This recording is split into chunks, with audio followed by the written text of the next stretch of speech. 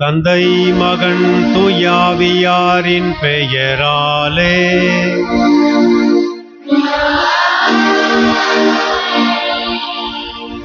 நம் ஆண்டவராகிய இயேசு கிறிஸ்துவின் அருளும் கடவுளின் அன்பும் தூய ஆவியாரின் நட்புறவும் உங்கள் அனைவரோடும் இருப்பதாக.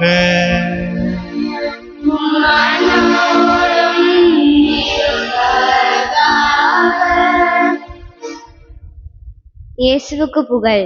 இயேசுவுக்கு நன்றி. மரியே வாழ்க.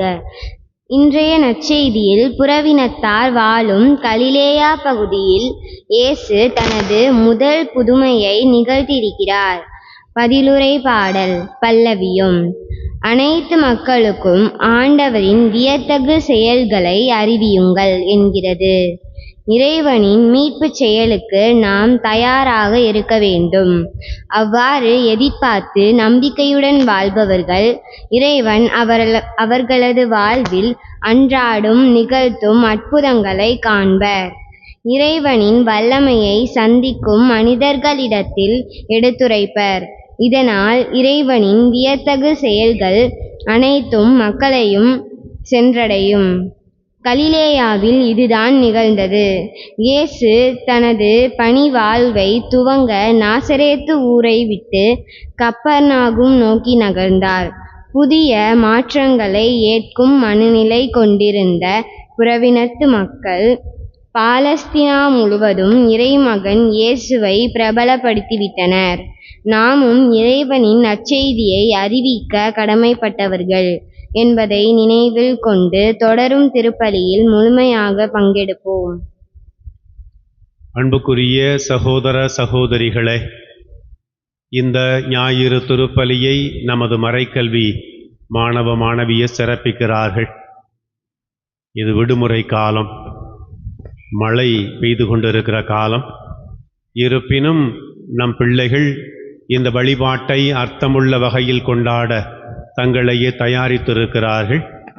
நம் குடும்பத்து உறவுகளுக்காக, நம் மாணவ மாணவியருக்காக, நம்முடைய பிள்ளைகளுக்காக இப்பலியில் சிறப்பாக வேண்டுவோம்.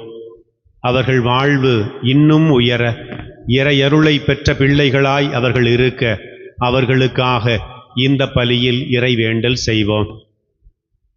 அன்புமிக்க சகோதர சகோதரிகளே, நம் திருமுழுக்கின் நினைவாக நம்மீது தெளிக்கப்படும் தமது படைப்பாகிய இந்த தண்ணீரை புனிதப்படுத்தி அருளுமாறு நம் கடவுளாகிய ஆண்டவரை கெஞ்சி மன்றாடுவோமாக. அவரே நமக்கு உதவி அளித்து நாம் பெற்றுக்கொண்ட தூய ஆவிக்கு உண்மையுள்ளவர்களாய் நிலைத்திருக்க அருள் புரிவாராக. என்றென்றும் உள்ள எல்லாம் வல்ல இறைவா, வாழ்வின் ஊற்றும் தூய்மையின் தொடக்கமுமான தண்ணீரின் வழியாக மக்கள் புனிதமடைந்து நிலை வாழ்வின் கொடையை பெற வேண்டுமென்று திருவுளமானி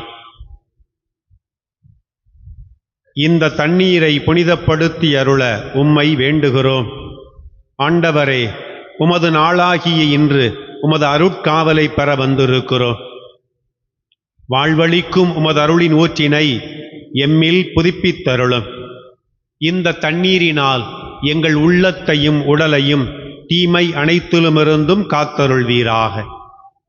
இவ்வாறு நாங்கள் தூய இதயத்துடன் உம்மை அணுகி வரவும் உமது மீட்பை பெற்றுக்கொள்ளவும் தகுதி பெறுவோமாக. எங்கள் ஆண்டவராகிய கிறிஸ்து வழியாக உம்மை மன்றாடுகிறோம். எல்லாம் வல்ல இறைவா, தண்ணீர் வளம் பெற அதில் உப்பிட வேண்டும் என்று இறைவாக்கினர் எலிசா வழியாக கற்பித்தீர்.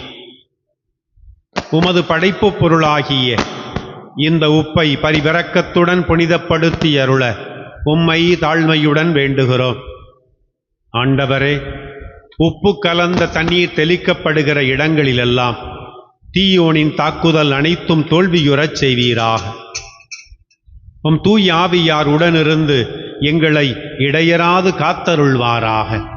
எங்கள் ஆண்டவராகிய கிறிஸ்து வழியாக உம்மை மன்றாடுகிறோம்.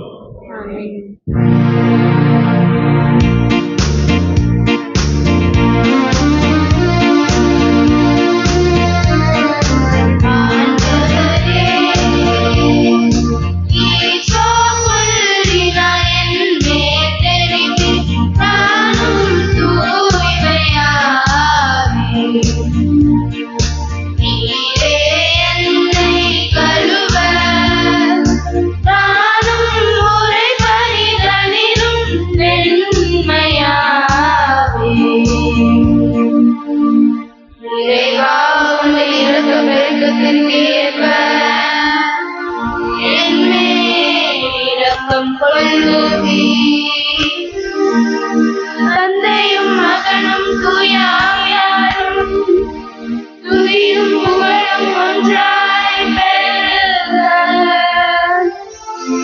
தொடக்கத்திலிருந்தது போல் என்றென்றுமாகவும் ஆமென். ஆண்டவரே, ஈசோ புல்லினால் என் மேல் தெளித்து நானும் தூய்மையாவேன். நீரே எம்மை கழுவ நானும் உரை பணிதனிலும் வெண்மையாவேன். எல்லாம் அல்ல இறைவன் நம் பாவங்களிலிருந்து நம்மை தூய்மைப்படுத்துவாராக.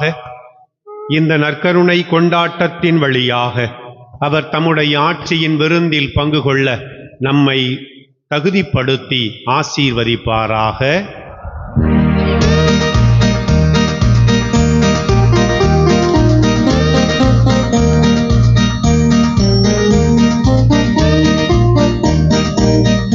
நரகரிலே கடவுளுக்கு மாட்சி உண்டாகுக. உலகினிலே நல்மனதோருக்கு அமைதி உண்டாகுக. புகழின்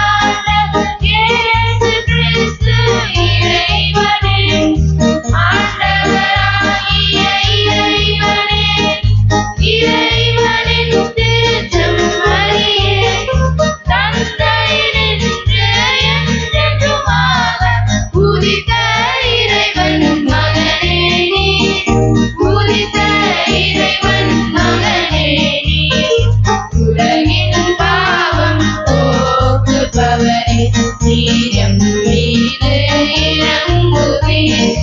உலகின் பாவம் போக்குபவர் எம் மன்றாட்டை ஏற்றருளீர். தந்தையின் வலப்பக்கம் வீற்றிருப்பவர் நீர் எம் மீது இறங்குவீர். எனது இயேசு கிறிஸ்துவே, நீர் ஒருவரே தூயவர், நீர் ஒருவரே ஆண்டவர், நீர் ஒருவரே உன்னதர், நீர் ஒருவரே உன்னதர். தூய ஆவியோடு தந்தை இறைவன் ஆட்சியில் இருப்பவர் நீரே.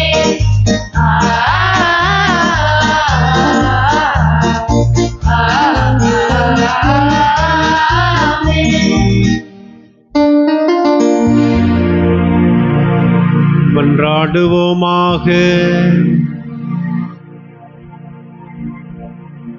என்றென்றும் உள்ள எல்லாம் வல்ல இறைவா, விண்ணிலும் மண்ணிலும் உள்ள அனைத்தையும் ஆண்டு நடத்துகிறவர் நீரே. உம் மக்களின் வேண்டல்களை இரக்கத்துடன் கேட்டு எங்கள் வாழ்நாள்களில் உமது அமைதியை எங்களுக்கு தொடர்ந்து கொடுப்பீராக. உம்மோடு தூய ஆவியாரின் ஒன்றிப்பில் இறைவனாய் என்றென்றும் வாழ்ந்து ஆட்சி செய்கின்ற அவர் வழியாக உம்மை மன்றாடுகிறோம்.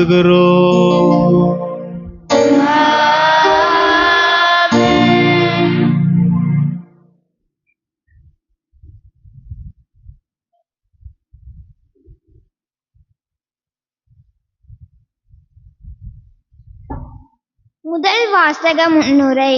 கைவிடப்பட்டவள், பாழ்பட்டவள் என்று அழைக்கப்பட்ட நகரங்கள் ஆண்டவர் விரும்பியதால் அழகான நகரங்களாக மாறிவிட்டன.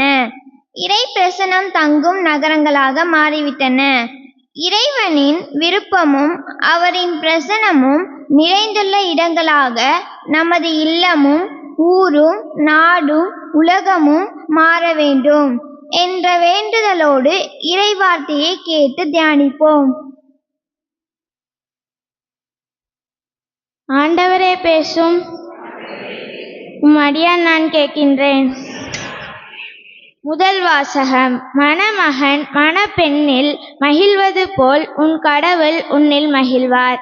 இறைவாக்கினர் எசாயா நூலிலிருந்து வாசகம்.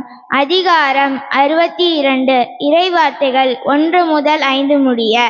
சீயோனின் வெற்றி வைகறை ஒளியெனவும் அதன் மீட்பு சுடர் விளக்கெனவும் வெளிப்படும் வரை அதனை முன்னிட்டு மௌனமாயிரேன்.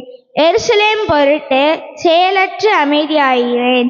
பிற இனத்தார் உன் வெற்றியை காண்பர். மன்னர் யாவரும் உன் மேன்மையை பார்ப்பர்.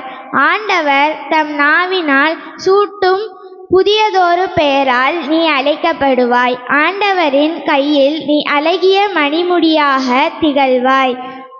உன் கடவுளின் கரத்தில் அரச மகுடமாய் விளங்குவாய். கைவிடப்பட்டவள் என்று இனி நீ பெயர் பெற மாட்டாய். பாழ்பட்டது என இனி உன் நாடு அழைக்கப்படாது. நீ எப்சிபா என்று அழைக்கப்படுவாய். உன் நாடு பெயுலா என்று பெயர் பெறும். ஏனெனில் ஆண்டவர் உன்னை விரும்புகின்றார். உன் நாடு மனவாழ்வு பெறும். இளைஞன் கன்னி பெண்ணை மணப்பது போல உன்னை எழுப்பியவர் உன்னை மணந்து கொள்வார். மணமகன் மணப்பெண்ணில் மகிழ்வது போல் உன் கடவுள் உன்னில் மகிழ்வார். ஆண்டவரின் அருள்வாக்கு.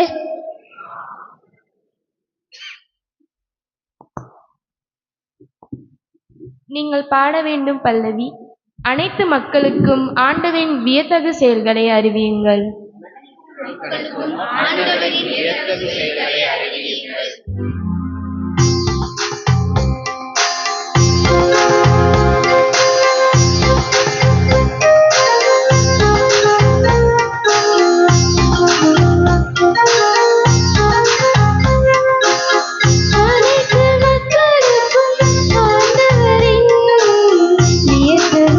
செயல்களை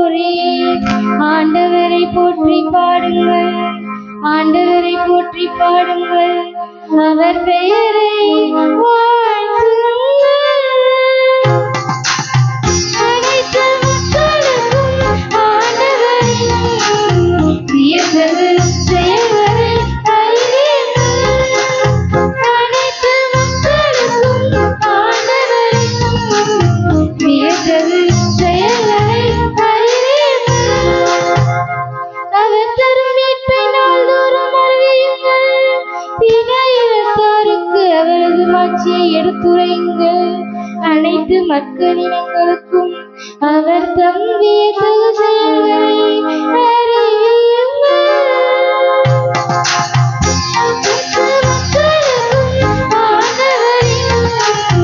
வியத்தகு செயல்களை அறிவியுங்கள். அனைத்து மக்களுக்கும் ஆண்டவரின் வியத்தகு செயல்களை அறிவியுங்கள்.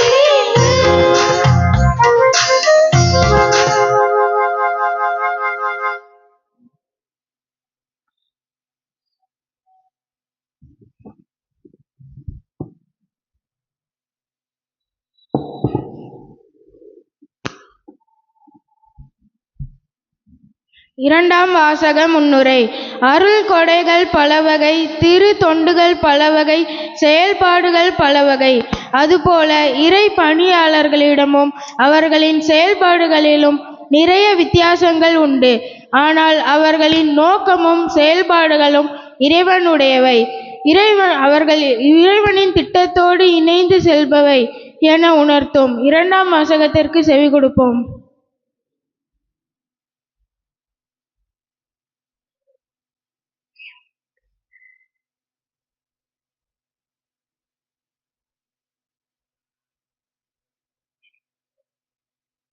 ஆண்டவரே பேசும்.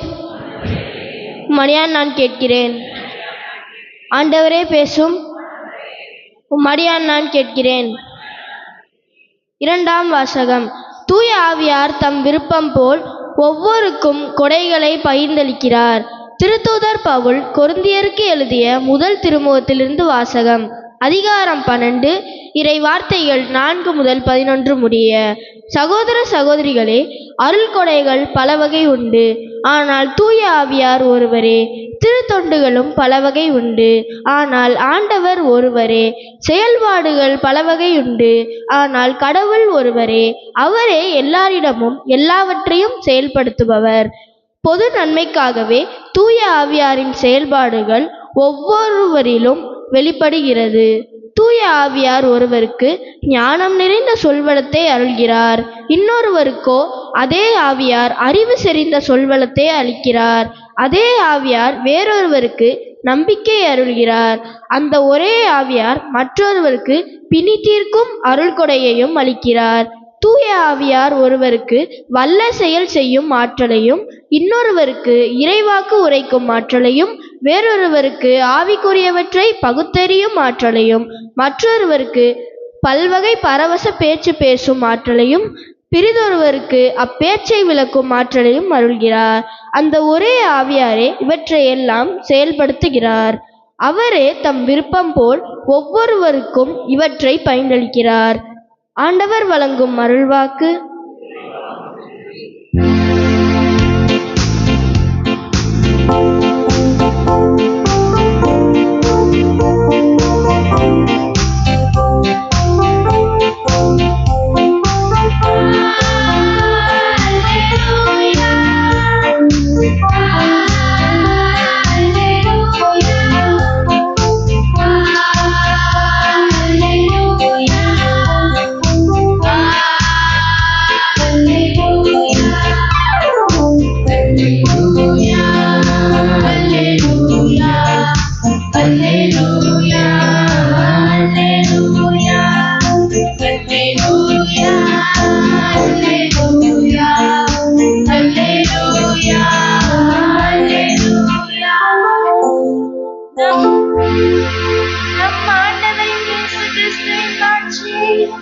நீங்கள் அடையும் பொருட்டே நாங்கள் அறிவித்த நற்செய்தியின் வழியாக அவர் உங்களை அழைத்தார். அல்லேலூயா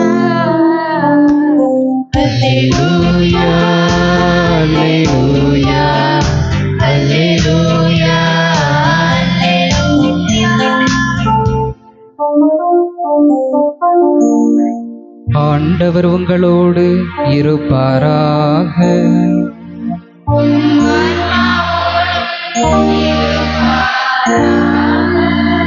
புனித யோவான் எழுதிய தூய நற்செய்தியிலிருந்து வாசகம்.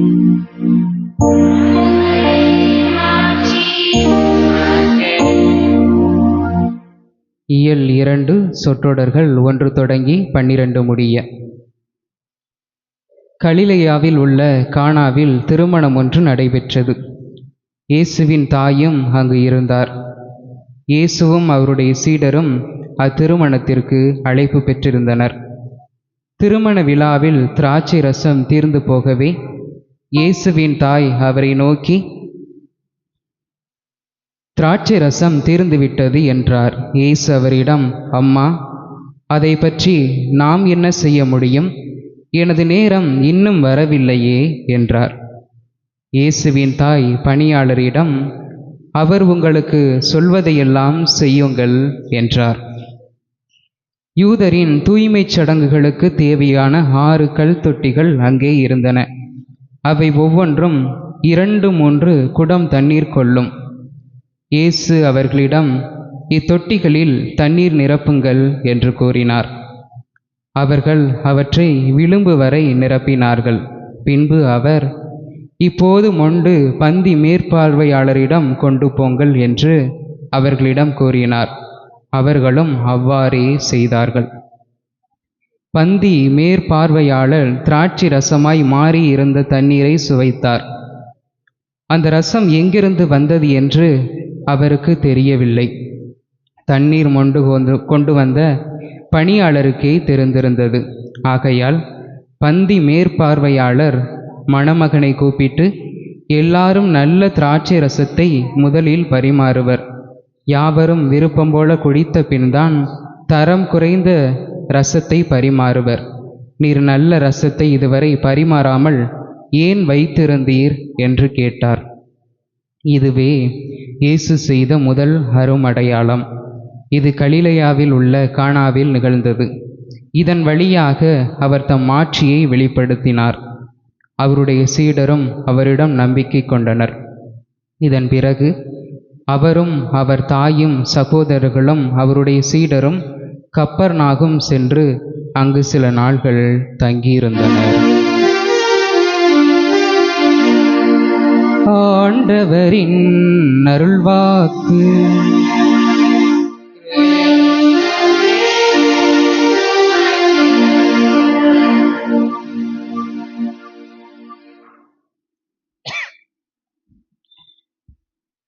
உறவுகளாக, குடும்பமாக திரு அவையில் இன்று ஒன்று கூடி வந்திருக்கிற உங்கள் அனைவரையும் அன்போடு வாழ்த்துகிறேன். அன்பிற்குரியவர்களே, திரு அவை என்றாலே ஒரு உறவின் சமூகம். பல உறவுகளால் இணைந்து கட்டப்பட்டதுதான் ஒரு குடும்பம். அந்த குடும்பமாக இணைந்து கட்டப்பட்டதுதான் இந்த திரு அவை. அதன் அடிப்படையில்தான் நம் அனைவரையும் உறவு பாராட்டக்கூடியவர்களாக வாழ இன்றைய வாசகங்கள் நமக்கு அழைப்பு கொடுக்கின்றன. அதிலும் குறிப்பாக மீட்பு பணியில் கடவுளோடு இணைந்த மனித உறவாக நம்முடைய உறவு அமைய நமக்கு அழைப்பு கொடுக்கின்றன. அன்பிற்குரியவர்களே, உறவு என்றால் என்னவென்று நமக்கு நன்றாகவே தெரியும். உறவு என்றால் நம்மையும் வெளி உலக சூழலையும் நம்மையும் கடவுளையும் இணைக்கக்கூடிய ஒரு பாலம். அந்த பாலம் நல்லா இருந்தால் தான் நம்முடைய உறவு சீராக இருக்கும், அமைதி நிறைந்ததாக இருக்கும், பண்பு நிறைந்ததாக இருக்கும். அந்த பாலத்தில் சிறிய விரிசல் வந்தாலும் கூட நம்முடைய உறவு என்பது சிதைந்து போகக்கூடிய ஒன்றாகத்தான் இருக்கிறது. அதன் அடிப்படையில் இன்றைய முதல் வாசகமும் நற்செய்தி வாசகமும் உறவின் பங்காளர்களாக, உறவை புதுப்பிக்கக்கூடியவர்களாக, உறவு பாராட்டக்கூடியவர்களாக நம்மை அழைக்கிறது. முன்பெல்லாம் நமக்கு தெரியும், உறவு என்றால் விடுமுறை என்றால் நம்முடைய தாத்தா பாட்டி வீட்டுக்கு போவோம், அல்லது சொந்தக்காரவங்க வீட்டுக்கு போவோம், அங்கு தங்கி இருப்போம். அது ஒரு நல்ல ஆரோக்கியத்தையும் மகிழ்ச்சியும் கொடுக்கக்கூடிய ஒரு உறவாக இருக்கும் என்பது அன்று முதல் இன்று வரை இருக்கக்கூடிய பெரியவர்களுக்கு நல்லாவே தெரியும். ஆனால் இன்று வாழக்கூடிய இந்த சிறு பிள்ளைகளுக்கு உறவு என்பது என்ன அப்படிங்கிறது மாறிக்கொண்டே வருகிறது. முன்னாடி ஒரு சேரு கிடக்கு, பெரியவர்கள் யாராவது வந்தாங்கன்னா நம்மளாம் என்ன பண்ணுவோம்? எந்திரிச்சு சரி உட்காருங்க அப்படின்னு இடம் கொடுப்போம். இன்று இருக்கிற குழந்தைகள்லாம் நம்ம சொல்லி கொடுப்பதில்லை. வந்து பெரியவங்க இந்த பாட்டிக்கு கொஞ்சம் சேர கொடுத்தா என்ன அப்படின்னு கேட்கக்கூடிய நிலைமைக்கு மாறிவிட்டது. என்றால் இன்று உறவு பாராட்டக்கூடிய நிலை என்பது தொய்வடைந்திருக்கிறது. நம்முடைய குடும்பத்தில் எதை கற்றுக் கொடுக்கிறோமோ நம்முடைய பிள்ளைகளுக்கு அதுதான் பிற்காலத்தில் அவர்களுடைய வாழ்வாக மாறும் என்பது நிதர்சனமான உண்மை. உறவு பாராட்டுகின்ற நிலையில் அன்று நேருக்கு நேர் சந்தித்து நம்முடைய வாழ்த்துக்களை பகிர்ந்து கொள்வோம்.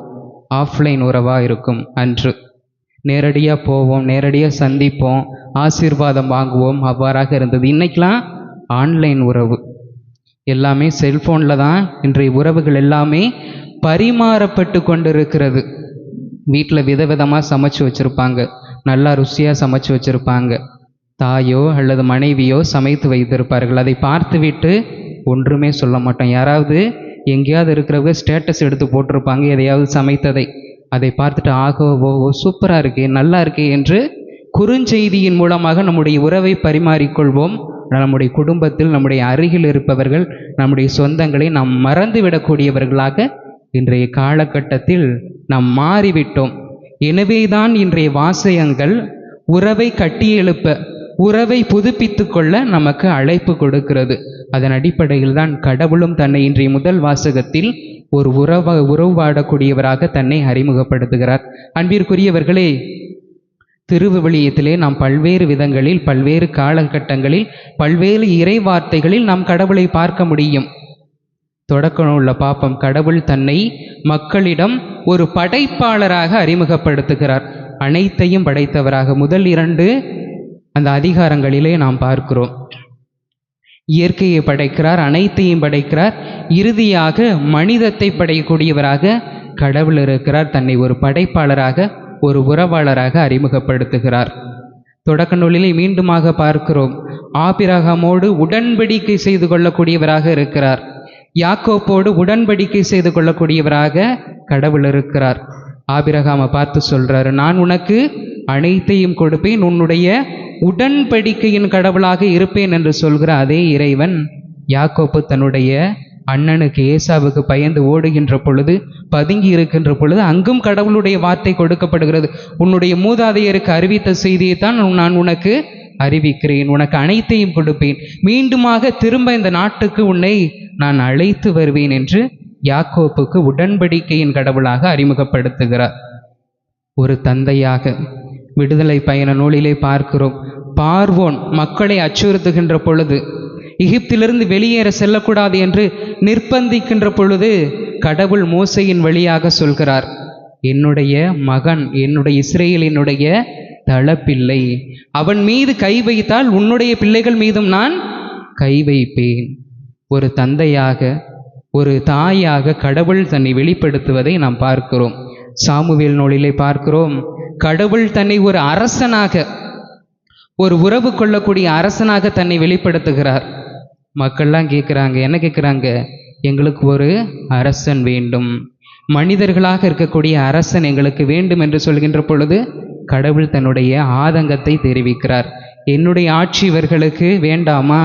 நான் இவர்களுக்கு அரசராக இருப்பது இவர்களுக்கு பிடிக்கவில்லையா என்று தன்னுடைய ஆதங்கத்தை ஒரு அரசனாக தெரிவிக்கக்கூடியவராக இருப்பதை நாம் பார்க்கிறோம். அன்பிற்குரியவர்களே, ஒரு நண்பனாகவும் மோசையின் வழியாக முகமுகமாக உறவாடக்கூடியவராக, பேசக்கூடியவராக கடவுள் தன்னை வெளிப்படுத்துகிறார் என்பதையும் விடுதலை பயண நூலிலே பார்க்கிறோம். இவ்வாறாக இருக்கிறது தான் உறவு. கடவுள் நம்மிடம் உறவு கொள்ள ஆசைப்படுகிறார். ஆனால் நாம் கடவுளிடமோ அல்லது நம்மை சுற்றி இருக்கிற நம்முடைய சொந்த பந்தமோ நண்பர்களிடமோ உறவு கொள்ள நாம் தயங்குகிறோம். இதுதான் இன்றைய நிலை. காரணம், இவ்வுலகில் ஒன்றை ஒன்று சார்ந்துதான் இருக்கிறது. உறவு வேண்டாம் என்று யாரும் யாரையும் தூக்கி எறிந்துவிட்டு செல்ல முடியாது. ஒரு சிலர் சொல்லுவாங்க, எனக்கு யாருமே வேணாம், நான் தனியாகவே இருந்துடுறேன், என்னுடைய பிள்ளை குட்டிகளோட நான் இருந்துடுறேன். இறந்து போனால் யார் அடக்கம் செய்வா? அவராக எந்திரிச்சு போய் குழியில் படுத்துக்கிடுவாரா? உறவு என்பது நிச்சயம் தேவை. நண்பர் என்பவர் தேவை, உறவினர் என்பவர் தேவை. இறுதிச் சடங்கு வரை மனிதனுக்கு தேவைப்படுவது இந்த உறவு தான். இந்த உறவில் கட்டி எழுப்பப்பட்டது தான் நம்முடைய வாழ்வாக இருக்கிறது. ஒன்றை ஒன்று சார்ந்து தான் இயங்குகிறது. அன்பிற்குரியவர்களே, செடி சூரிய ஒளி இல்லாமலோ மழை நீர் இல்லாமலோ வாழ்ந்து விடுவதில்லை. ஏன் மனிதர்களாகிய நாம் இந்த இயற்கை இல்லாமல் வாழ்ந்து விடவே முடியாது. எல்லாத்தையும் இன்றைக்கி காசு கொடுத்து வாங்கிக்கிட்டு இருக்கோம். கடவுள் திடீர்னு ஒரு சட்டம் போடுறாருன்னு வச்சுக்கிறீங்களேன், நீங்கள் சுவாசிக்கிற காற்றுக்கும் நீங்கள் குடிக்கிற தண்ணிக்கும் நீங்கள் வரி கட்ட வேண்டும், காசு பணம் செலுத்த வேண்டும் என்று கடவுள் ஒரு சட்டம் போட்டால் நம்முடைய நிலை என்னவாகும்? அனைத்துமே உறவோடு தான் அமைந்திருக்கிறது. 3 நிறைகளில் இந்த உறவை நாம் புரிந்து கொள்ள வேண்டும். ஒன்று, நாம் நம்மோடு கொள்கிற உறவு. இந்த உறவு தான் அடிப்படை. 2வது, நாம் நம்முடைய குடும்பத்தோடும் இந்த சமூகத்தோடும் கொள்கிற ஒரு உறவு. 3வது, இந்த பிரபஞ்சத்தோடு இந்த உலகத்தோடு நாம் கொள்கிற உறவு. அன்பிற்குரியவர்களே, மெய்யியல் மானுடவியலில் நாம் பார்க்கிறோம், என்ன சொல்றாங்க? மனிதர்கள் விலங்கு. எதனுடைய விலங்கு? சமூக விலங்கு. ஒவ்வொன்றையும் சார்ந்து வாழக்கூடிய விலங்கு. ஒன்றை விட்டு ஒன்று இருக்க முடியாத, அனைத்துமே பின்னி பிணைந்தது தான். நாம் நினைப்போம், போய் கடையில் என்கிட்ட காசு இருக்குது, நான் போய் ஒரு செருப்பை வாங்கிடுவேன், எனக்கு தேவையானதை நான் கடையில் போய் வாங்கிடுவேன். இது எல்லாமே பிறரால் உருவாக்கப்பட்டது. ஒன்றை ஒன்று சார்ந்து இருக்கிறது என்பதுதான் நிதர்சனமான உண்மை. அதன் அடிப்படையில் தான் நாம் முதலில் நம்மோடு உறவு பாராட்ட வேண்டும். நம்மோடு உறவு பாராட்டுவது என்பது நம்மை நாம் புரிந்து கொள்வது, நான் யார் என்பது அறிந்து கொள்வது, நான் எதற்காக பிறந்திருக்கிறேன், நான் எத்தகையவன் என்பதை நாம் முதலில் அறிந்து கொள்ள கடமைப்பட்டிருக்கிறோம். 2வது, சமூகம் சார்ந்தது. இந்த சமூகத்திற்கு நான் யார், இந்த சமூகம் எனக்கு என்ன செய்ய வேண்டும், நான் இந்த சமூகத்திற்கு நான் என்ன செய்ய வேண்டும் என்று நம்மையே நாம் ஆய்வு செய்து நாம் பார்க்க அழைக்கப்படுகிறோம். 3வதாக, இந்த பிரபஞ்சத்தோடு நம்மை ஒப்பிட்டு பார்ப்பது. கடவுளால் படைக்கப்பட்ட இந்த உலகத்தில் நான் யார், என்னுடைய வேலை என்ன, நான் எதற்காக படைக்கப்பட்டிருக்கிறேன் என்பதை அறிந்து கொள்ள வேண்டும்.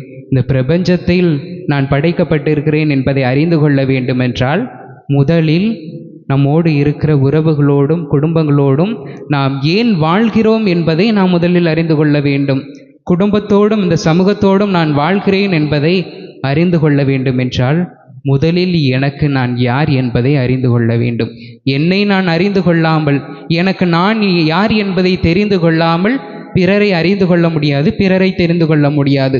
பிறரை அறிந்து கொள்ளாமல், பிறரை தெரிந்து கொள்ளாமல் இந்த உலகத்தை நாம் ஒருபோதும் என்றுமே புரிந்து கொள்ள முடியாது, அறிந்து கொள்ள முடியாது. காரணம், இந்த உலகத்தோடு பின்னி பிணையப்பட்டது தான் கடவுளின் அன்பு. அப்போ நம்மை அறிந்து கொள்ளவில்லை என்றால் நாம் யாரை அறிந்து கொள்ள முடியாது? கடவுளை நாம் முழுமையாக அறிந்து கொள்ளவே முடியாது. கடவுள் இரக்கம் மிகுந்தவர், அன்பு மிகுந்தவர், அனைவருக்கும் உதவி செய்யக்கூடியவர், தேடி வரக்கூடியவர் தான் கடவுளாக இருக்கிறார். படைப்பின் தொடக்கத்திலிருந்து பார்க்கிறோம், நாம் செய்கிற தவறுகள், நாம் செய்கிற குற்ற உணர்வுகள் அனைத்தையும் அவரோடு ஏற்றுக்கொண்டார். நம்மை ஒதுக்கிவிடவில்லை.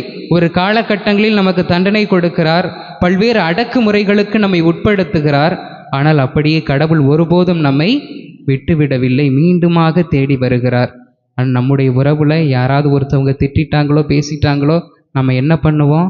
சாகிற வரைக்கும் நான் உன்னைய மன்னிக்க மாட்டேன், உன்னோட மூஞ்சில் நான் முழிக்க மாட்டேன், நீ என்னுடைய மூஞ்சியில் முழிக்காத என்று நாம் கூறிவிடுவோம்.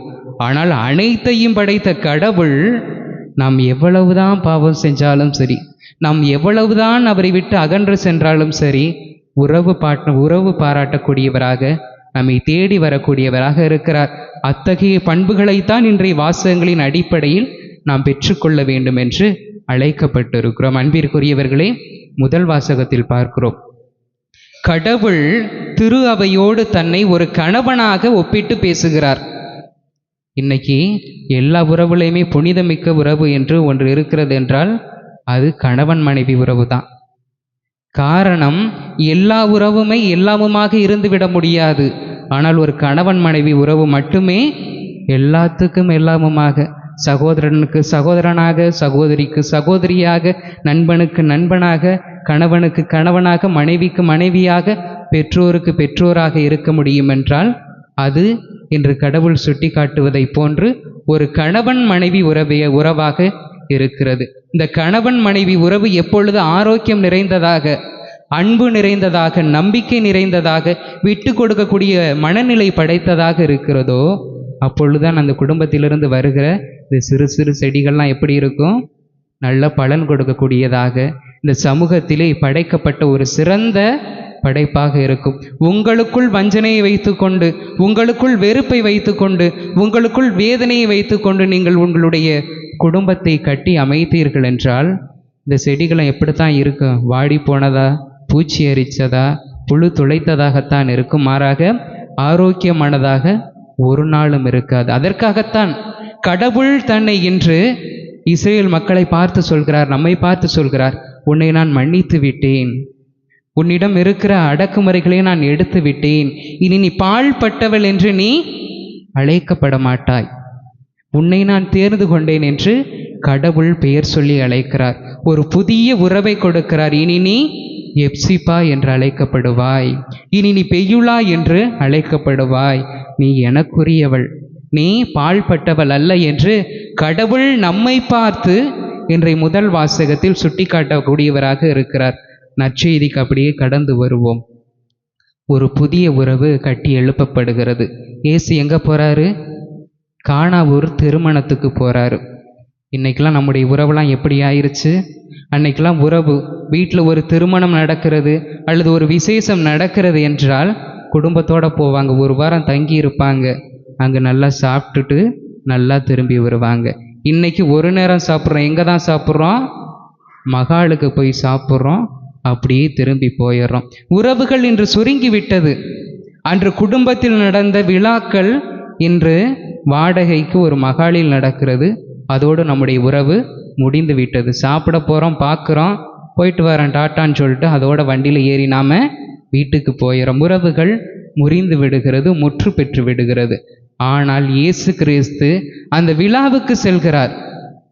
அந்த பந்தியில் இன்னைக்கெல்லாம் இளைஞர்களை பார்த்தோம்னா ஏதாவது விசேஷ வீட்டுக்கு போனோம்னா என்ன பண்ணுவாங்க? கையில் ஒரு கரண்டி வாளியோட பரிமாறிக்கிட்டே இருப்பாங்க.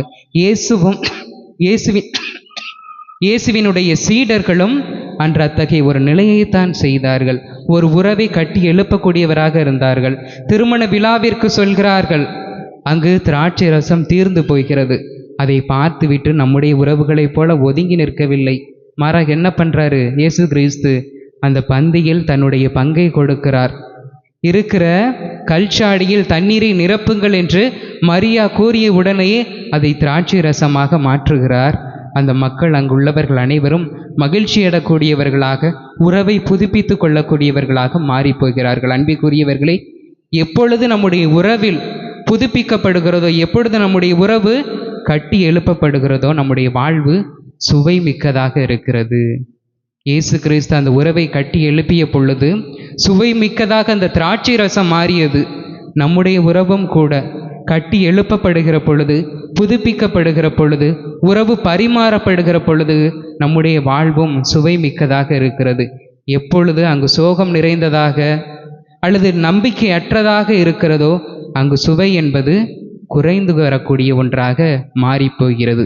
எனவே அன்பிற்குரியவர்களே, இன்றைய நாளில் இன்றைய வாசகங்கள் சுட்டி காட்டுவதை போன்று உறவை பரிமாறிக்கொள்ளக்கூடியவர்களாக, நம்முடைய குழந்தைகளுக்கு உறவை சொல்லிக் கொடுக்கக்கூடியவர்களாக, அவர்களை பயிற்றுவிக்கக்கூடியவர்களாக நாமும் மாறுவோம். கடவுள் கொடுக்கிற இறை அருள், அவர் கொடுக்கிற அந்த உறவு பரிமாற்றம் நம்முடைய உள்ளத்தில் எழ, நம்முடைய குடும்பத்தில் எழ, நம்முடைய பங்கில், நம்முடைய சமூகத்தில் எழுகின்ற பொழுது குடும்பமாக இணைந்த திரு அவையாக நம்முடைய திரு அவை இருக்கும். அன்பை பரிமாறக்கூடிய திரு அவையாக இருக்கும். ஒருவர் ஒருவருக்கு ஆறுதல் சொல்லக்கூடிய, துயர நேரத்தில் ஆறுதல் சொல்லக்கூடியவர்களாகவும், மகிழ்ச்சி நேரத்தில் வாழ்த்தை சொல்லக்கூடிய ஒரு திரு அவையாக நம்முடைய திரு அவை கட்டி எழுப்பப்பட இறையருள் வேண்டுவோம். கடவுளுடைய அருளை கேட்போம். அவருடைய ஆசியை கேட்டு இந்த பலியிலே இணைந்து மன்றாடுவோம். அனைவரும் எழுந்து நிற்போம். நம்முடைய நம்பிக்கையை அறிக்கையிட்டு பாடலாக பாடுவோம்.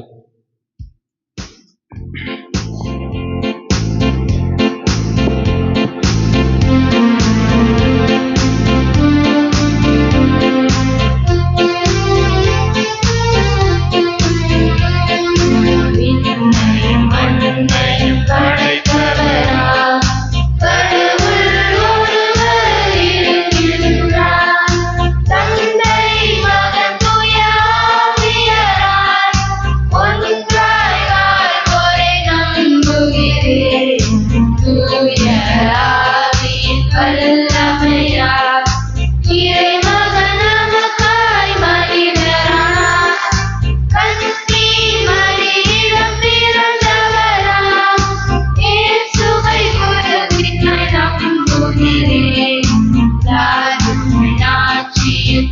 பாடுபட்டார். சிலுவையில் இறந்து அடக்கப்பட்டார். மூன்றாம் நாளில் உயிர் தெழுந்தார். இறப்பின் மீது வெற்றி கொண்டார். விண்ணகம் வாழும் தந்தையிடம் அரியணை கொண்டு இருக்கின்றார். உலகம் முடியும் காலத்திலே நடுவராய் திரும்பவும் வந்திடுவார். தூய ஆவியாரை நம்புகிறேன், பாரினில் அவர் துணை வேண்டுகிறேன். அவர் மன்னித்து தூய்மை பெற்று பரிமள வாழ்வில் நிலைத்திடுவேன்.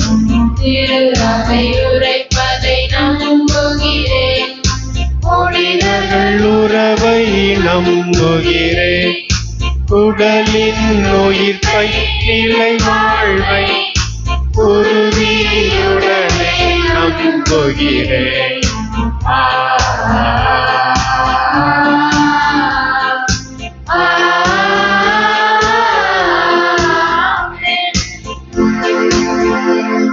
அன்புக்குரியோரே, நம்முடைய குடும்பங்கள் உறவு குடும்பங்களாயிருக்க, நாம் வாழும் இடங்கள் இறையருளை பெற்ற இடங்களாயிருக்க, நம் தேவைகளை மன்றாட்டுக்களாக இப்போது எழுப்பப் போகிறோம். நம் சார்பாக நம் பிள்ளைகள் இப்போது இந்த மன்றாட்டுக்களை எழுப்புகிறார்கள். பாடகர் குழுவின் தொடக்க பாடலோடு இணைந்து மன்றாட்டுக்களுக்கு நாம் இணைந்து இறைவனை வேண்டுவோம்.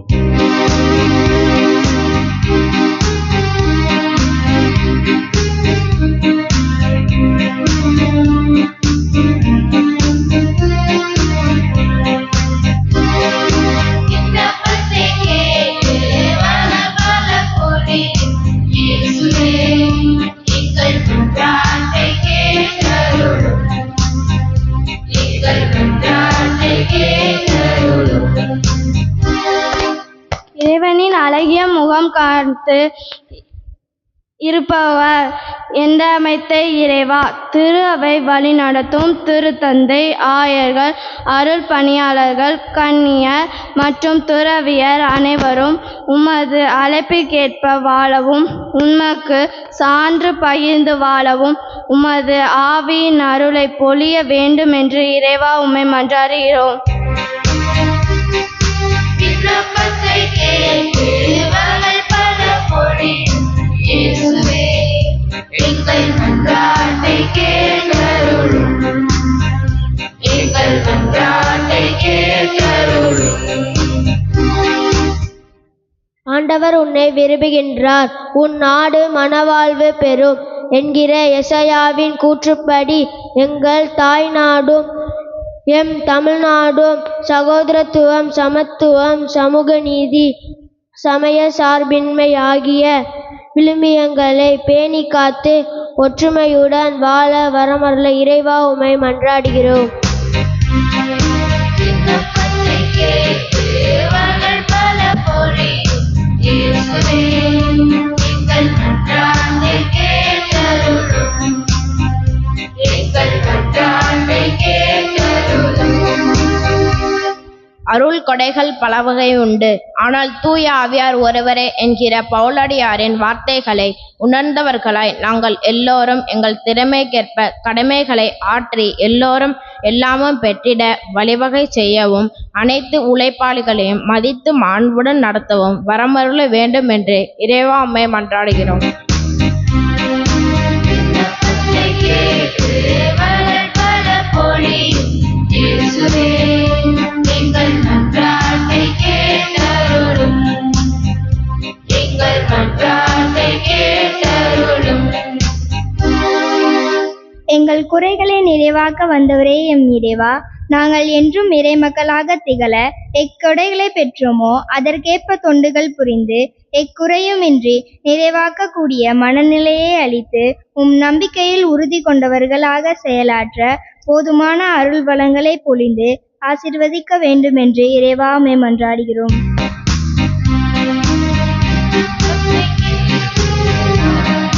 புரியும் இயேசுவே, எங்கள் மன்றாட்டை கேட்டருளும். எங்கள் மன்றாட்டை கேட்டருளும். அருளின் சுனையே இறைவா, எம் நாட்டினுள்ள ஏழை எளியோர், நோயாளிகள், ஆதரவற்றோர் அனைவரையும் அன்னை மரியாவைப் போல உம்மிடம் அழைத்து வந்து அவர்களின் தேவைகளை உணர்ந்து நிறைவு செய்பவர்களாக நாங்கள் வாழ உமது அருளை தர இறைவா உம்மை மன்றாடுகிறோம். விண்ணப்பத்தை கேட்டு வரம் பல பொழியும் இயேசுவே, எங்கள் மன்றாட்டை கேட்டருளும். எங்கள் மன்றாட்டை கேட்டருளும்.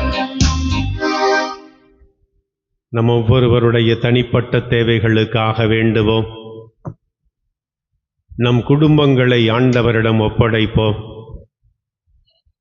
எல்லா குடும்பங்களும் உறவு குடும்பங்களாக, அன்பு குடும்பங்களாக, ஆசி பெற்ற குடும்பங்களாக இருக்க இறையருளை அமைதியாய் மன்றாடுவோம்.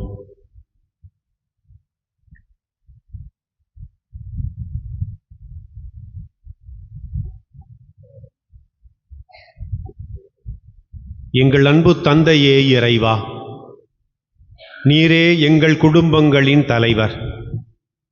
எங்கள் குறைகளையெல்லாம் நிவர்த்தி செய்யக்கூடியவர். நீர் இதுவரை செய்து வந்திருக்கிற அனைத்து நன்மைகளுக்கும் நன்றி கூறுகிறோம். நீரே எங்கள் இந்த மன்றாட்டுக்களையும் இன்னும் எங்களுக்கு தேவையான வரங்களையும் நிறைவாய் கொடுப்பீராக. எங்கள் ஆண்டவராகி கிறிஸ்து வழியாக உம்மை மன்றாடுகிறோம். ஆமென்.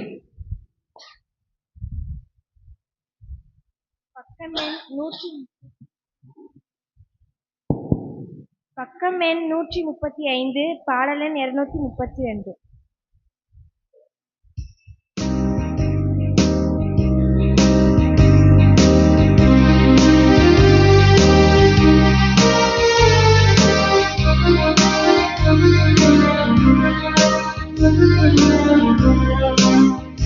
காணிக்கை இரவாத காணிக்கை இறை மனித உறவின் சின்னமா.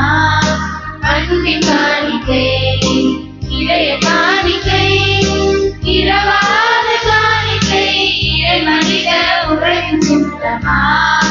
அன்பின் காணிக்கை இதை ஏற்றிடுவாய் உலகாயனை மாற்றிடுவாய். இதை ஏற்றிடுவாய் உலகாயனை மாற்றிடுவாய். இதய காணிக்கை இரவாத காணிக்கை இறை மனித உறவு சின்னமா. அன்பின் காணிக்கை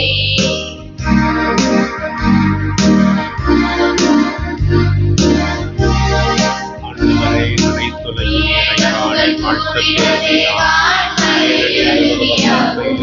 அப்பத்தை நாங்கள் பெற்றிருக்கிறோம். அருளுக்கு சான்றாகவே வேதங்கள் கூடிடவே வான்மலை அருவியாகுமே. உன் அருளுக்கு சான்றாகவே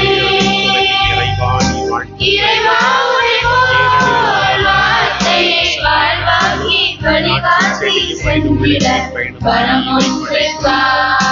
இறைவா உனை போல் வார்த்தையை வாழ்வாக்கி வழிகாட்டி சென்றிட வரம் ஒன்று தா.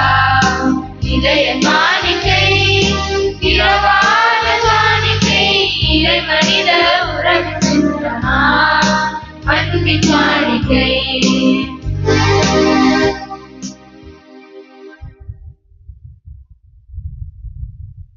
அன்புக்குரியோரே, என்னுடையதும் உங்களுடையதுமாகிய இப்பலி எல்லாமல்ல தந்தையாகிய இறைவனுக்கு ஏற்றதாகும்படி மன்றாடுங்கள்.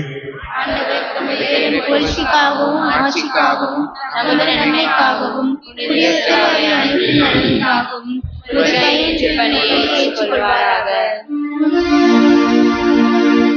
ஆண்டவரே, எப்பொழுதெல்லாம் இந்த பலியின் நினைவு கொண்டாடப்படுகிறதோ அப்பொழுதெல்லாம் எங்கள் மீட்பின் செயல் நிறைவேற்றப்படுகிறது. எனவே நாங்கள் இந்த மறை நிகழ்வுகளில் தகுதியுடன் பங்கேற்க எங்களுக்கு அருள் புரியும். எங்கள் ஆண்டவராகிய கிறிஸ்து வழியாக உம்மை மன்றாடுகின்றோ.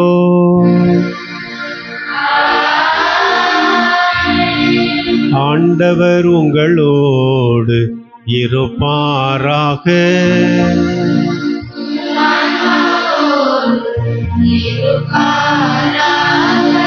இதயங்களை மேலே எழுப்புங்கள்.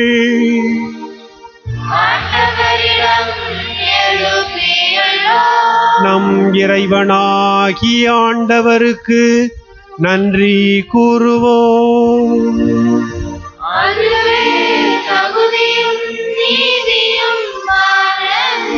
ஆண்டவரே, தூயவரான தந்தையே, என்றுமுள்ள எல்லாம் வல்ல இறைவா, எங்கள் ஆண்டவராகிய கிறிஸ்து வழியாக எந்நாளும் எவ்விடத்திலும் நாங்கள் உமக்கு நன்றி செலுத்துவது மெய்யாகவே தகுதியும் நீதியுமாகும். எங்கள் கடமையும் மீட்புக்குரிய செயலுமாகும். ஏனெனில் பாவப்பழியால் வெகு தொலைவில் அகன்றிருந்த உம் பிள்ளைகளை உமது திருமகனின் இரத்தத்தாலும் தூய ஆவியாரின் வல்லமையாலும் உம்மோடு மீண்டும் ஒன்றிணைக்க திருவுளமானி. இவ்வாறு மக்கள் மூவொரு கடவுளின் ஒன்றிப்பால் ஒருங்கிணைக்கப்பட்டு கிறிஸ்துவின் உடலும் தூய ஆவியாரின் கோவிலுமான திரு அவையாக திகழச் செய்தி. இதனால் பல்வகையில் வெளிப்படும் உமது ஞானத்தை புகழச் செய்தி. ஆகவே வானதூதர் திரளோடு ஒன்று சேர்ந்து நாங்களும் உம்மை புகழ்ந்தேத்தி மகிழ்வுடன் அறிக்கையிட்டு பாடுவதாவது: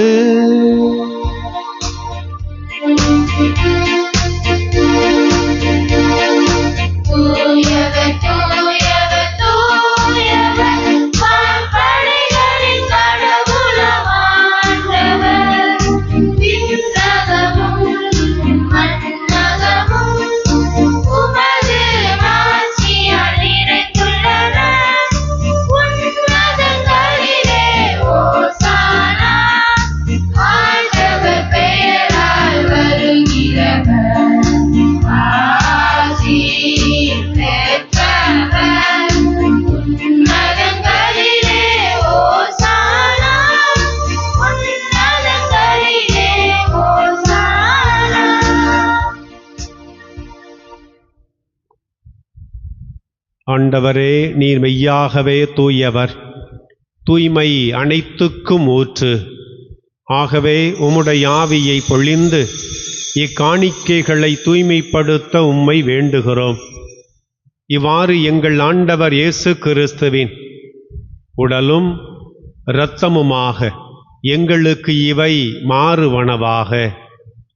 அவர் பாடுபட உள்ளம் கனிந்து தம்மை கையளித்த போது அப்பத்தை எடுத்து நன்றி செலுத்தி அதை பிட்டு தம் சீடர்களுக்கு அளித்து கூறியதாவது: அனைவரும் இதிலிருந்து பெற்று உண்ணுங்கள். ஏனெனில் இது உங்களுக்காக கையளிக்கப்படும் என் உடல்.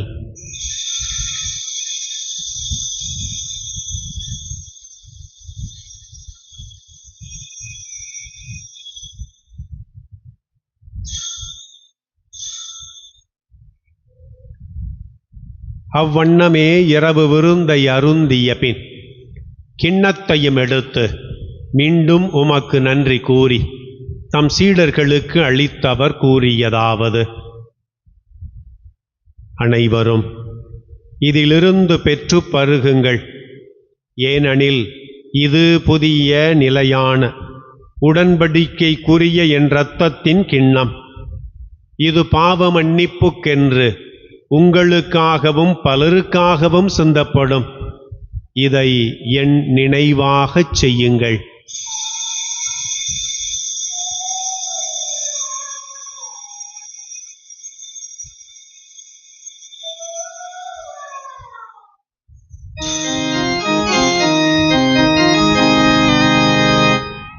நம்பிக்கையின் மறைபொருள்.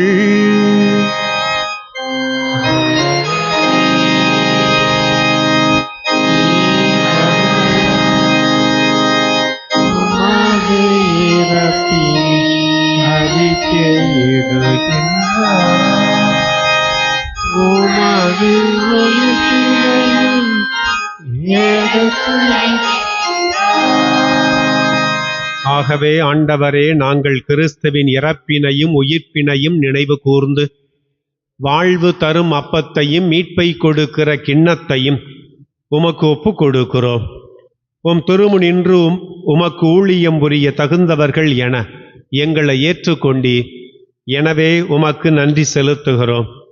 மேலும் கிறிஸ்துவின் உடலிலும் இரத்தத்திலும் பங்கு கொள்ளும் எங்களை தூய ஆவியார் ஒன்று சேர்க்க வேண்டும் என உம்மை தாழ்மையுடன் மன்றாடுகிறோம். ஆண்டவரே, உலகெங்கும் பரவியிருக்கும் உமது திரு அவையை நினைவு கூர்ந்தருளும். எங்கள் திருத்தந்தை பிரான்சிஸ், எங்கள் ஆயர் ஆனந்தம் எல்லா திருநிலையினராகிய அனைவரோடும் உமது திரு அவை அன்பில் நிறைவு பெற செய்தருளும். மேலும் உயிர்த்தெழும் எதிர்நோக்குடன் துயில் கொள்ளும் எங்கள் சகோதர சகோதரிகளையும் இறந்தோர் அனைவரையும் இரக்கத்துடன் நினைவு கூர்ந்து உமது திருமுக ஒளியினுள் ஏற்றருளும். எங்கள் அனைவர் மீதும் இரக்கமாயிரும். கடவுளின் கன்னி தாயான புனித மரியா, அவருடைய கணவரான புனித யோசேப்பு, புனித திருத்தூதர்கள், இவ்வுலகில் உமக்கு உகந்தவராய் இருந்தோர் ஆகிய புனிதர் அனைவருடனும் நாங்கள் நிலை வாழ்வில் பங்கு கொள்ளும் தகுதி பெற்று உம் திருமகன் இயேசு கிறிஸ்து வழியாக உம்மை புகழ்ந்தேத்தும் வரம் அருள உம்மை மன்றாடுகின்றோம்.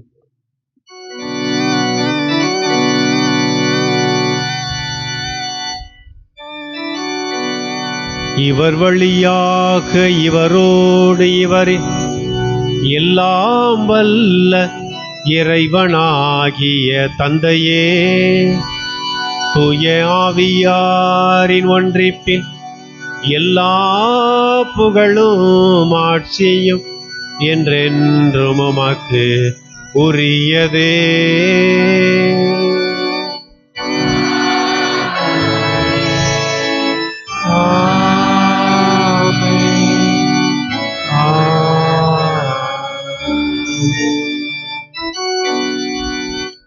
மீட்பரின் கட்டளையால் கற்பிக்கப்பட்டு இறைப்படிப்பினையால் பயிற்சி பெற்ற நாம் இணைந்து பாடுவோம்.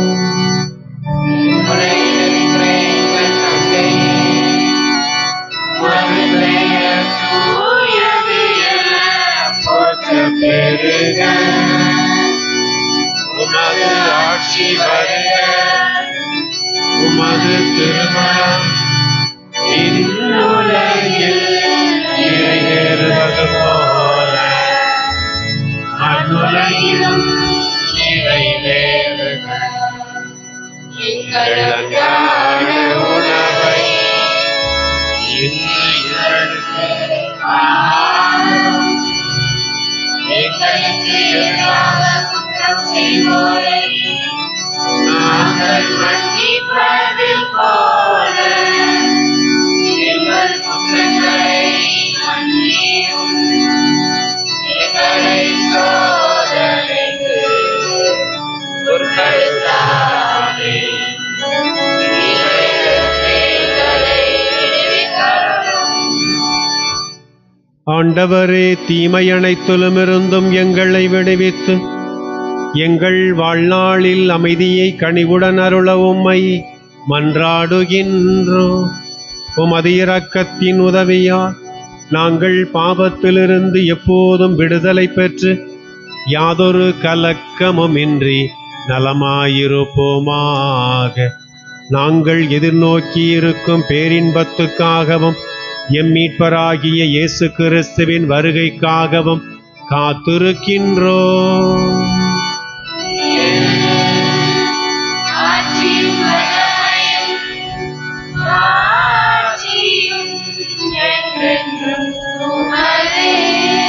ஆண்டவரே இயேசு கிறிஸ்துவே, அமைதியை உங்களுக்கு விட்டுச் செல்கிறேன், என் அமைதியையே உங்களுக்கு அளிக்கிறேன் என்று உம் திரு தூதர்களுக்கு மொழிந்தீரே.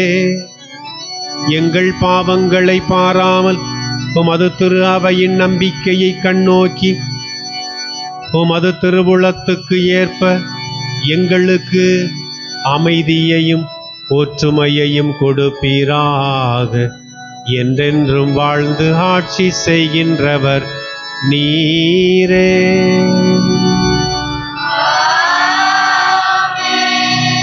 ஆண்டவருடைய அமைதி உங்களோடு என்றும் இருப்பதாக.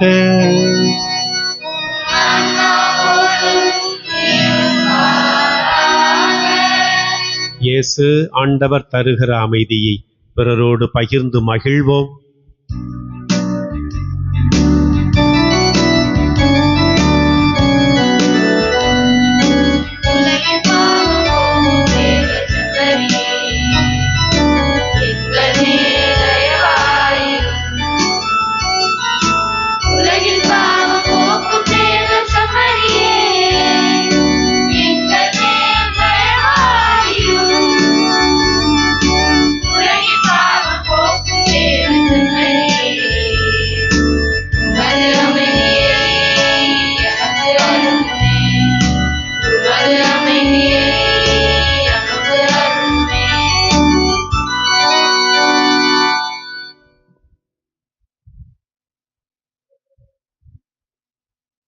இதோ நம் ஆண்டவர் இயேசு இறைவனின் செம்மறி, எல்லா குடும்பங்களுக்கும் தலைவர், திருமணத்தால் இணைக்கப்பட்ட அனைவருக்கும் உறவுகளுக்கும் நல்லாசியை நிறைவாய் கொடுக்கிறவர்.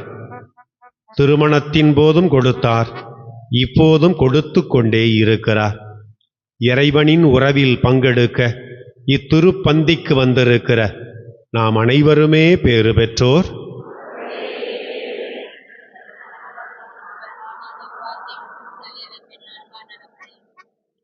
கிறிஸ்துவின் திருவுடல் திரு ரத்தம் நம்மை காத்து நிலை வாழ்வை கொடுப்பதாக. ஆமென்.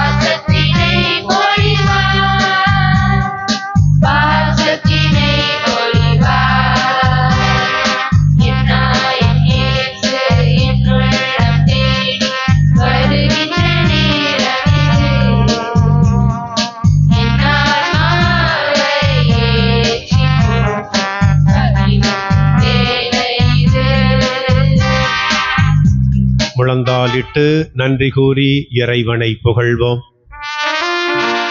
நன்றி கூறி மன்றாடுவோமாக. ஆண்டவரே, உமது அன்பின் ஆவியை எங்கள் மீது பொழிந்தருளும். இவ்வாறு ஒரே விண்ணக உணவால் நிறைவு பெற்ற நாங்கள் ஒரே பரிவிரக்கத்தால் ஒருமனப்பட்டிருக்கச் செய்வீராக. எங்கள் ஆண்டவராகிய கிறிஸ்து வழியாக உம்மை மன்றாடுகின்றோம்.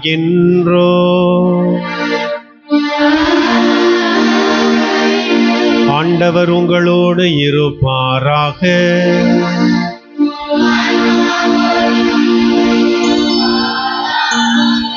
எல்லாம் வல்ல இறைவன் தந்தை, மகன், தூயாவியார் உங்களை ஆசீர்வதித்து காப்பாராக.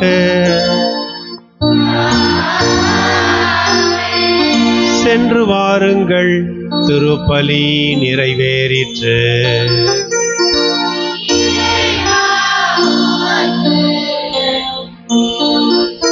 அமர்ந்து கொள்வோம். ஜனவரி 19 இன்று பொது காலத்தின் 2ஆம் ஞாயிறு. இன்றைய திருவழிபாட்டை நம்முடைய மறைக்கல்வி மாணவ மாணவியர் சிறப்பித்திருக்கிறார்கள். நான் தொடக்கத்தில் சொன்னது போன்று இது நீண்ட விடுமுறை காலம். எல்லாம் அம்மா ஊர் அப்பா ஊருக்கு சென்று இருக்கிற காலம். மழை பெய்து கொண்டிருக்கிறது. இருப்பினும் நம்முடைய மறைக்கல்வி மாணவ மாணவியர் தகுந்த தயாரிப்போடு மறைக்கல்வி ஆசிரியர்களுடைய உதவியோடு மிகச் சிறப்பாகவே இன்றைய திருப்பலியை சிறப்பித்திருக்கிறார்கள். எனவே மாணவ மாணவியருக்கும் தயாரித்த ஆசிரிய பெருமக்களுக்கும் கைதட்டி வாழ்த்தை பாராட்டை தெரிவிப்போம். வந்திருக்கிற மறைக்கல்வி மாணவ மாணவியர் எல்லாரும் திருப்பலி முடிந்து என்னை வந்து சந்தித்து விட்டு செல்ல அன்போடு உங்களை கேட்டுக்கொள்கிறேன். இன்று மாலை வழக்கம் போல 6:15 மணிக்கு இங்கு திருப்பலி நடைபெறும். திங்கட்கிழமை நாளை புனித செபஸ்தியார் திருவிழா. புனித ஃபபியான், செபஸ்தியார் இரு புனிதர்கள் திருவிழா. வருகிற சனிக்கிழமை திருத்தூதரான புனித பவுல் மணமாற்ற திருவிழா. வருகிற ஞாயிறு பொது காலத்தின் 3ஆம் ஞாயிறு. அன்றைய திருவழிபாட்டை வலசை கிராம இறைமக்கள் சிறப்பிப்பார்கள். அதற்கு தயாரிப்பாக இந்த வாரத்தில் வலசை கிராமத்தில் ஒரு தயாரிப்பு திருப்பலி நடைபெறும். உதவி பங்கு தந்தையை அணுகி என்றைக்கு அந்த திருப்பலி என்பதை ஏற்பாடு செய்து கொள்ள அன்போடு கேட்டுக்கொள்கிறோம். சென்ற வாரம் வின்சென்ட் தே பவுல் சபையின் மத்திய சபையின் வளர்ச்சிக்காக சிறப்பு காணிக்கை எடுக்கப்பட்டது. காலை திருப்பலியில் 8762 மறைக்கல்வி மாணவ மாணவியர் 340, மாலை திருப்பலி 3880, மொத்தம் 12982 வின்சென்ட் தே பவுல் சபையிடம் ஒப்படைக்கப்பட்டிருக்கிறது. அன்பிய கூட்டங்கள் இந்த விடுமுறை காலத்தில் சில அன்பியங்கள் நடத்தினார்கள். நேற்று மாலை இரக்கநாயகி அன்பிய கூட்டம் நடைபெற்றது. இன்று மாலை வேளாங்கண்ணி அன்னை அன்பிய கூட்டம் திரு மார்ட்டின், திருமதி பிரியங்கா இவர்கள் இல்லத்தில் ஆசிரியர் காலனி மாலை 6 மணிக்கு நடைபெறும். வேளாங்கண்ணி அன்னை அன்பியத்தை சார்ந்தவர்கள் இந்த அன்பிய கூட்டத்தில் கலந்து கொள்ள அன்போடு உங்களை கேட்டுக்கொள்கிறோம். பொங்கல் விழாவை முன்னிட்டு பங்கு அருள்பணி பேரவையினர் பொங்கல் சிறந்த முறையில் தயாரித்திருந்தார்கள். பொங்கல் விளையாட்டு போட்டிகள், ஒரு பக்கத்தில் தூறல் மழை விழுந்து கொண்டே இருந்தாலும் விளையாட்டு போட்டிகளை நம்முடைய உடற்கல்வி ஆசிரியர்கள் மிகச் சிறப்பாக ஏற்பாடு செய்திருந்தார்கள். அன்பியங்களுக்கிடையே கோல போட்டியும் மிகச் சிறப்பாக ஏற்பாடு செய்யப்பட்டிருந்தது. அதுவெல்லாம் சேகரிக்கப்பட்டு யூடியூப்பில் உங்களுடைய குழுக்களுக்கு அனுப்பி வைக்கப்பட்டது. நேராக பார்க்குறத விட அந்த யூடியூப்பில் பார்க்குறதுக்கு அவ்வளவு நல்லா இருந்துச்சு நீங்கள் தயாரித்த எல்லாமே. எனவே இந்த ஏற்பாடுகளை செய்த எல்லா குழுவினருக்கும் சத்தமாக கைதட்டி பாராட்டையும் வாழ்த்தையும் அன்போடு தெரிவிப்போம். சித்தார்கோட்டை கிராமத்திலிருந்து திருப்பலிக்கு வந்திருப்போர் அடுத்து ஒப்புரவு முதல் இறை உணவு சம்பந்தமாக கலந்துரையாடல் செய்ய வேண்டியிருக்கும். சித்தார்கோட்டை கிராம இறை மக்கள் திருப்பலிக்கு வந்திருப்போர் திருப்பலி முடிந்து எங்களை சந்திக்க உங்களை அன்போடு கேட்டுக்கொள்கிறோம். எழுந்து நிற்போம், அன்னைக்கு புகழ் பாடுவோம். பாடல் எண் 756. எழுந்து நிற்போம், இணைந்து பாடுவோம், இறைவனை போற்றுவோம்.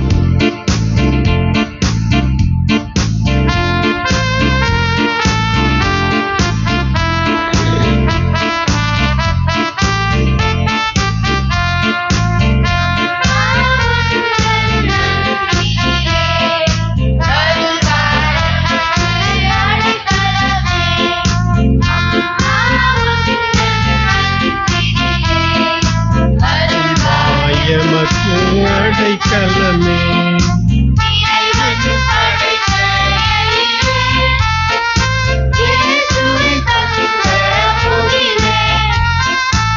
இறைவன் படைத்த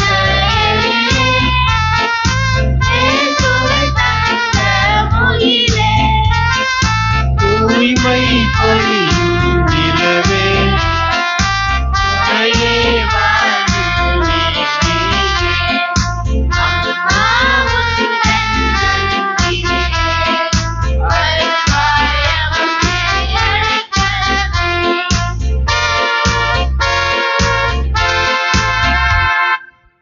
முழந்தாளிட்டு கானாவூர் திருமணத்தில் ஆண்டவர் இயேசு அந்த மணமக்களை அந்த திருமணத்தை அர்ச்சித்தது போன்று நம் குடும்பங்களையும் இறைவன் இன்றைக்கு சிறப்பாய் அர்ச்சிக்க, நம் குடும்பங்களெல்லாம் உறவு குடும்பங்களாயிருக்க கரம் குவித்து இறைவனை பார்த்து நம் குடும்பங்களுக்காக வேண்டுவோம். விண்ணுலகில் இருக்கிற எங்கள் தந்தையே,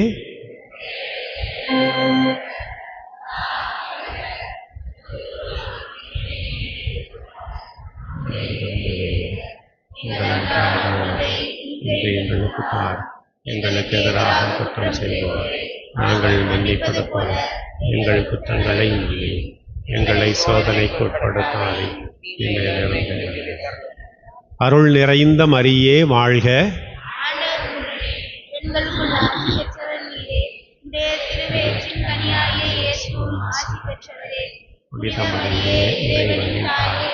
ஆவிகளாயிருக்கிற எங்களுக்கு இப்பொழுதும் எங்கள் இறப்பின் வேளையிலும் வேண்டிக் கொள்ளும்.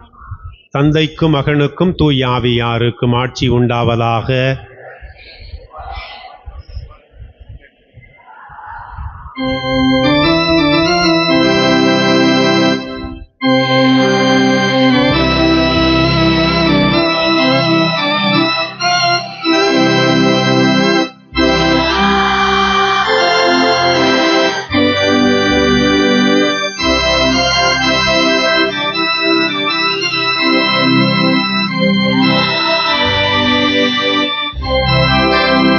தந்தை மகன் தூய ஆவியாரின் பெயராலே இயேசுவுக்கு புகழ், இயேசுவுக்கு நன்றி. மரியே வாழ்க. தேங்க்யூ.